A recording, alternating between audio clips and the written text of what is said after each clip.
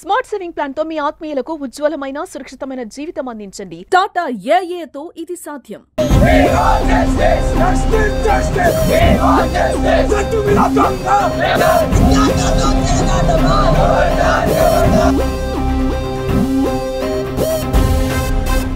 నమస్కారం.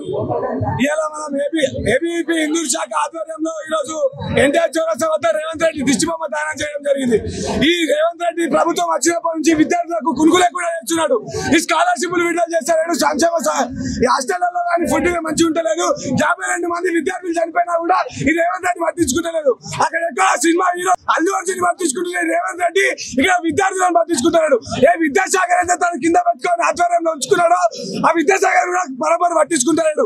ఉప్పు మేస్త్రి అన్న విధంగానే సేమ్ ఉప్పు మేస్త్రి పోపోకి ఇల్లన్న మంచి కడతాడు. ఈయన ఒక రాష్ట్రాన్ని కూడా బరాబర్ నడిపేయలేకపోతున్నాడు. ఈయన ఒక సీఎం అని సందర్భంగా అడుగుతున్నా. ఇలాంటి సీఎం ఉండేందుకు పెడదాం అని ఏబీవీపీలో చెప్తా ఉన్నది. విద్యార్థుల కోసం బతకాలని గవర్నమెంట్ ఉండి వేస్ట్. విద్యార్థి లేని ఏది లేదు. విద్యార్థి శాఖ నుంచే నువ్వు సీఎం అయినావు. ఏదైనా అయితే నువ్వు విద్యార్థి నుంచే. విద్యార్థులను పట్టించుకోకపోతే ఏబీవీపీ ఊరుకోదు.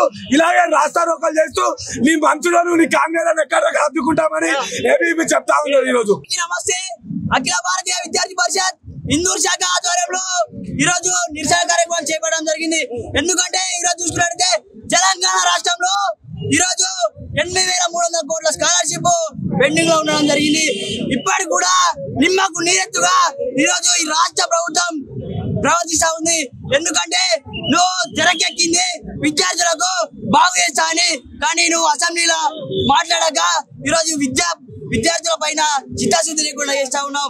ఒకటే చెప్తా ఉన్నాం, విద్యార్థుల పక్షాన లేని ప్రభుత్వం గత ప్రభుత్వం ఎలా అయితే పడిపోయిందో అదే విధంగా నేను గలీజా పడగొడతామని ఈరోజు ఏబీవీపీ హెచ్చరిస్తా ఉంది. ఇప్పటికైనా విద్యార్థుల పక్షాన నిలబడి ఇప్పటికైనా విద్యార్థుల సమస్యలు పట్టించుకోవాలని ఏబీవీపీ డిమాండ్ చేస్తుంది. లేని పక్షాన నిన్ను గద్దెయించే వరకు ఏబీవీపీ ఊరుకోదని ఈరోజు మన మీడియా ముఖంగా తెలియజేస్తా ఉన్నా. భారత్ మాతాకి జై.